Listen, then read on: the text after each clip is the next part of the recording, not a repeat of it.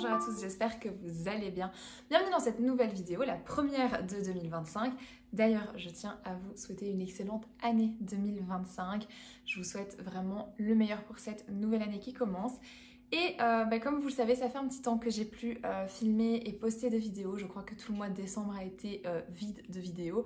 Mais si vous me suivez un petit peu sur Instagram, vous le savez, je travaille dans la vente. Et le mois de décembre, évidemment, c'est le mois le plus compliqué parce qu'en décembre, on a en Belgique deux grosses fêtes, donc Saint-Nicolas et Noël. Et donc évidemment, voilà, j'ai beaucoup travaillé, j'avais plus le temps sur le côté de faire autre chose, donc j'ai pris le temps de me poser un petit peu. Mais je reviens en force pour cette année et aujourd'hui, on va parler du coup de mes dernières lectures parce que je vous ai plus du tout updaté par rapport à mes dernières lectures de 2024. Donc on va faire ça aujourd'hui. Il me semble que lorsque l'on s'est quitté, c'était fin novembre, début décembre, je terminais le portrait de Dorian Gray que j'ai évidemment adoré. Mais donc je pense que je m'étais arrêtée là. Donc on va reprendre à partir de ce moment-là. Et le premier livre que j'ai à vous présenter, c'est Le trône du prisonnier. Donc c'est le deuxième tome de la duologie de l'héritier trahi de Holly Black. Donc c'est dans l'univers de Prince Cruel, mais ce n'est pas Prince Cruel. Cependant, j'ai vachement préféré ce deuxième tome au premier. Le premier, j'avais déjà été contente, j'avais déjà été relativement satisfaite de ce que l'autrice nous proposait, mais dans celui-ci j'ai été vachement plus contente, vachement plus ravie et vachement plus dans ma lecture. Je m'explique. Dans le premier tome, on nous plante un petit peu le décor, on va suivre Shen et Vren, qui sont deux personnages qu'on rencontre dans Le Prince Cruel, mais qui à l'époque sont des enfants. Aujourd'hui, ils ont grandi, ils sont adolescents, presque à l'âge adulte, et ils vont s'allier de manière assez bizarre et un petit peu, voilà, on s'allie mais pas vraiment, pour une cause commune. Et on va vraiment suivre cette amitié qui va se développer, voire peut-être parfois même un petit peu plus de l'amitié, mais voilà, on marche un peu sur des œufs dans le premier tome. Le premier tome était écrit du point de vue de Vren, ce que je n'ai pas du tout apprécié, parce que je trouvais que c'était fort brouillon. Par contre ici, dans ce deuxième tome, on est du point de vue de Shen, que j'ai adoré, parce qu'on était vraiment sur quelque chose de concret. Par rapport à son passé, je pouvais me raccrocher aux choses que j'avais déjà lues dans Prince Cruel. Et gros avantage, on retrouve la famille de Shen, Cardan, Jude, Madoc, enfin voilà, on retrouve les éléments qu'on a lus, et donc en fait, ça avait beaucoup plus de sens pour moi à ce moment-là, parce que je me raccrochais aux événements que je connaissais déjà. Donc j'ai bien préféré, enfin vachement plus préféré le point de vue de Shen. Et puis les événements sont vachement différents. Le premier tome, on était vraiment dans on reconstruit une histoire, on remet les éléments en place. Là, on s'était arrêté un petit peu sur un événement, je vais pas dire cliffhanger, mais un peu dans le même style. Et on reprend à ce niveau-là. Et en fait, toute l'histoire va vraiment se lisser, se désengorger, entre guillemets, de tous les petits éléments qu'on avait trouvés dans le tome 1. Vous allez me dire, c'est normal, c'est une duologie, donc il fallait bien que ça se termine. Mais, ouais, vachement plus satisfaite de ce tome-ci, et donc je lui ai mis un 4 sur 5, sans problème, et je trouve même que du coup, j'ai été un petit peu sympa avec le premier tome. Le deuxième livre que j'ai lu au mois de décembre, c'est un livre que j'avais vraiment hâte de lire. Il s'agit de Lady Macbeth de Ava Reid, qui a écrit Un passé englouti que j'avais déjà moyennement apprécié et à la fois adoré, parce que si vous vous souvenez, Un passé englouti, je n'ai pas du tout aimé le début, mais j'ai adoré la fin. Le début, je le trouvais lent, je le trouvais long, je le trouvais sans intérêt, et la seconde partie, j'avais adoré.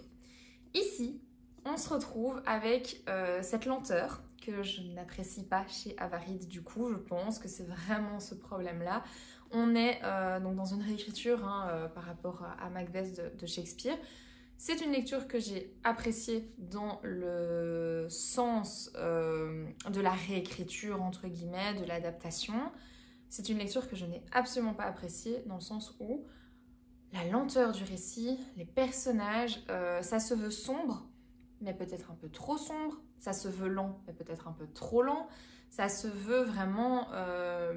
j'ai vraiment eu pendant toute ma lecture cette impression de confinement, de froid. Alors, dans un sens, tant mieux, c'est le but, mais je n'ai pas retrouvé de plaisir en fait à cette lecture. J'ai vraiment pas aimé le fait que je n'en voyais pas le bout déjà. Il est pas long, hein. Il fait 260 pages et à aucun moment je me suis dit ah chouette, il se passe un truc dans lequel je suis emmenée, dans lequel je suis amenée à vraiment lire plus vite parce que je veux connaître la fin. À aucun moment je n'ai ressenti ça. Ce que je trouve totalement dommage, parce qu'en fait, c'est juste pas un livre pour moi. Je pense que c'est un livre qui va plaire à énormément de monde, ceux qui aiment justement les lectures lentes, les lectures profondes, avec cette ambiance. Moi, ça ne l'a pas fait. Je pense vraiment que c'est un style à part et qu'il faut aimer. Donc j'ai été un petit peu plus dure avec celui-ci. Je regarde ce que j'avais mis, mais ouais, je lui ai mis 3 sur 5, dans le sens où la réécriture, j'ai vraiment bien aimé. Mais le reste autour ne m'a pas convaincue. Ensuite, j'ai continué avec une nouvelle d'hiver, parce qu'on me vendait comme étant une nouvelle d'hiver. Il s'agit de Mysteries of Thorn Manor de Margaret Rogerson, donc l'autrice de Sorcery of Thorn, of Thorns, je ne sais jamais, c'est of Thorns. Et on nous dit que retrouver Elisabeth, Nathaniel et le démon Silas dans ce charmant conte d'hiver, piégés au sein du manoir Thorn, ils vont devoir en découvrir tous les secrets. Le résumé est alléchant, à savoir que déjà de base, Sorcery of Thorns, j'ai pas été très convaincue parce que je trouvais ça trop young adulte. Ici, on n'est plus trop dans le young adulte, ça j'ai apprécié, j'ai trouvé que c'était un petit peu plus mature comme récit, ce qui est plutôt pas mal, mais c'est vraiment... Là, on enchaîne les lectures pas ouf, hein, je vous le dis déjà, mais je n'ai pas retrouvé trop l'hiver parce qu'en fait, ils sont piégés dans le manoir, donc en fait, il n'y a pas vraiment de sensation d'hiver. Il y a une scène à l'extérieur qui m'a d'ailleurs fait penser à une autre scène dans un autre livre et je me suis dit, ouais, c'est un peu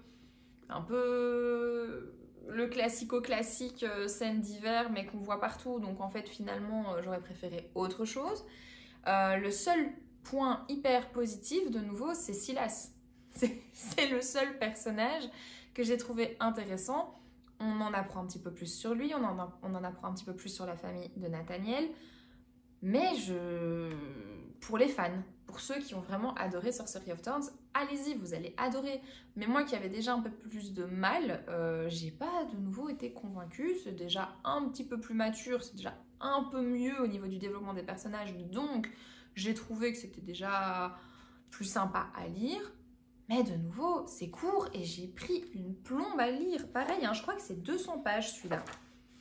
Moins de 200 pages, j'ai galéré. Le seul point positif, c'est vraiment de nouveau la fin. La fin m'a donné un goût de trop peu, mais tout le reste, voilà, trop lent, pas assez construit, juste les personnages qui étaient peut-être un petit peu mieux, mais voilà. Je suis assez dure, j'ai été très dure sur ce mois de décembre, mais parce que je pense que j'avais tellement besoin d'une lecture qui me porte et qui me tienne pendant ce mois où voilà, c'est un mois où je suis crevée, où je fais des heures, je travaille les dimanches.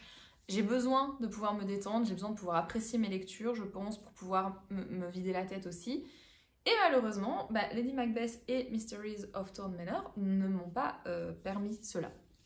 Mais ça s'arrange un petit peu vers la fin du mois de décembre parce que à ce moment-là, j'ai commencé The Cinnamon Bun Bookstore de Laurie Gilmore. Donc c'est la suite de Pumpkin Spice Café.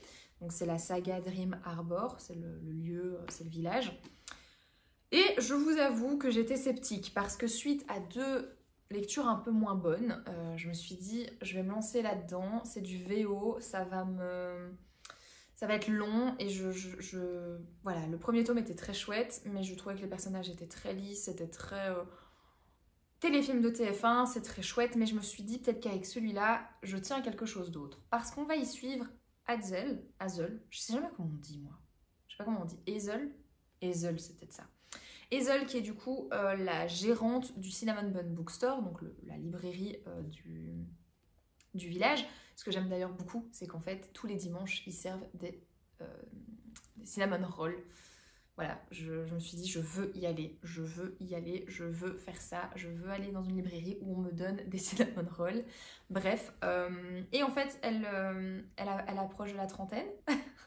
Et je rigole parce qu'en fait c'est une histoire qui m'a beaucoup parlé parce que cette année, enfin dans quelques mois je fête mes 29 ans et donc ça m'a un petit peu parlé. Hazel va fêter ses 30 ans et elle a l'impression de n'avoir rien fait de sa vie. Elle a l'impression d'être passée à côté de sa vingtaine et ça lui plaît pas. Jusqu'au jour où, dans un livre de sa librairie, elle va trouver un indice, ça va commencer à être une espèce de chasse au trésor aux indices, où en gros, quelqu'un fluore dans les livres des phrases, et c'est un petit peu des défis qu'elle va devoir mettre en place pour profiter de sa vingtaine. Mais c'est une jeune femme qui est un peu solitaire et qui ne sait pas trop comment faire ça toute seule, donc elle va demander de l'aide au super beau garçon qui s'appelle Noah, qui est du coup lui, comment on dit, pêcheur, fisherman. C'est un pêcheur, mais enfin, le gars, il vit sur un bateau et entre guillemets, il fait des tours touristiques pendant l'été et tout ça. Et pendant la basse saison, il pêche. Bref. Et donc, elle va lui demander de l'aide. Bien évidemment, il y a une alchimie certaine entre nos deux protagonistes, sinon ce n'est pas drôle. Et voilà, on va un petit peu suivre tous ces événements et donc tous ces indices au fur et à mesure qui vont arriver pendant les quelques mois d'été. Parce que on dirait pas comme ça, mais ça se passe surtout en été. Bizarrement, ça ne m'a pas du tout dérangé de lire ça en hiver. J'ai trouvé ça très rafraîchissant, justement. Et j'ai adoré. Ce deuxième tome m'a convaincue, mais vachement plus que le premier. Pourquoi? Parce que les personnages, du coup, m'ont parlé. Je me suis dit, mais Hazel, elle a trop... Enfin, moi, il y a quelques mois, j'avais vraiment ce ressenti de... Je vais avoir 30 ans là bientôt, qu'est-ce que j'ai fait? Enfin, le petit... Voilà, je suis très à me remémorer ce que je fais et à vouloir faire des choses pour moi, faire des choses dont je vais me souvenir quand j'aurai 55 ans ou 65, enfin bref. Et c'est vrai que du coup ça m'a parlé, j'ai trouvé ça très très chouette et la relation entre les deux personnages est bien plus intéressante que la relation des deux premiers dans le premier tome. Parce que le premier tome c'était vraiment on se rencontre, pouf, voilà.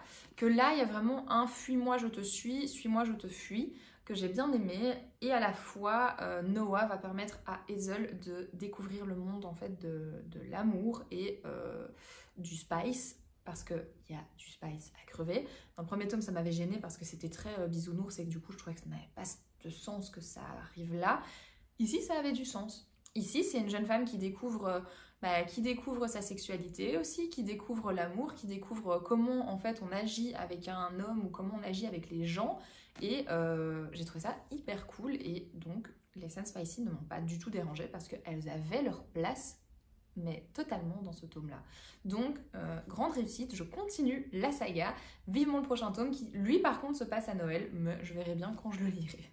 Et donc, on va terminer l'année sur ma dernière lecture de 2024. C'est un livre que j'ai reçu à Noël et que j'ai fini aux alentours du 28-29 décembre parce que ça a été un coup de cœur phénoménal.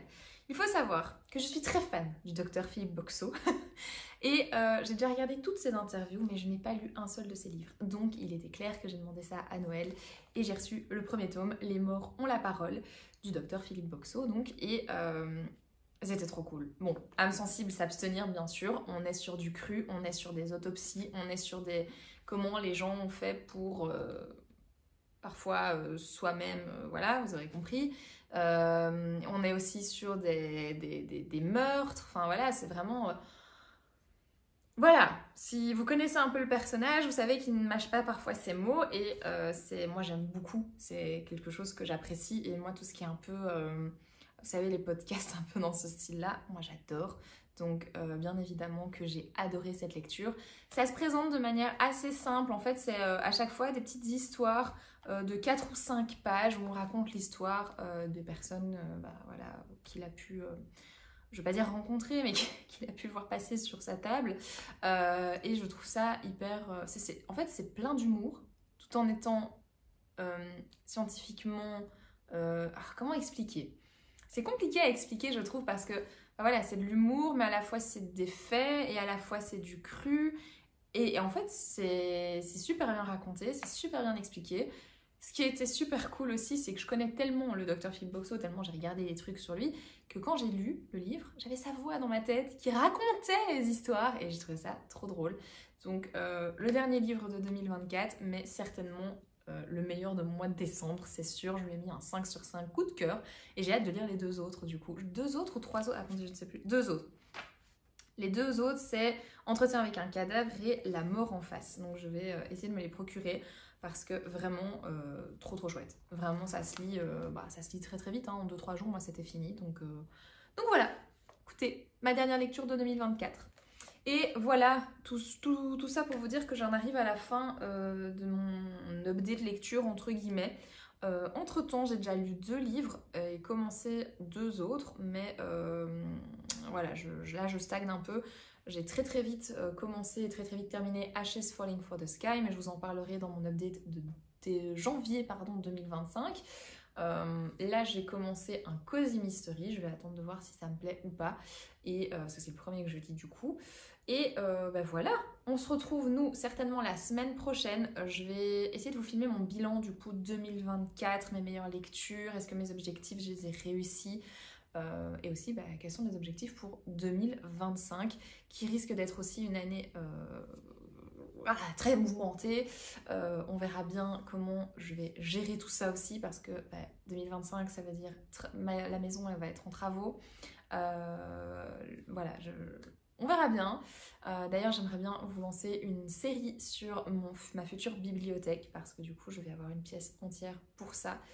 Et je dois réfléchir à comment je vais l'aménager, à ce que je veux mettre dedans, les décors et tout ça. Et j'aimerais bien vous faire une série là-dessus.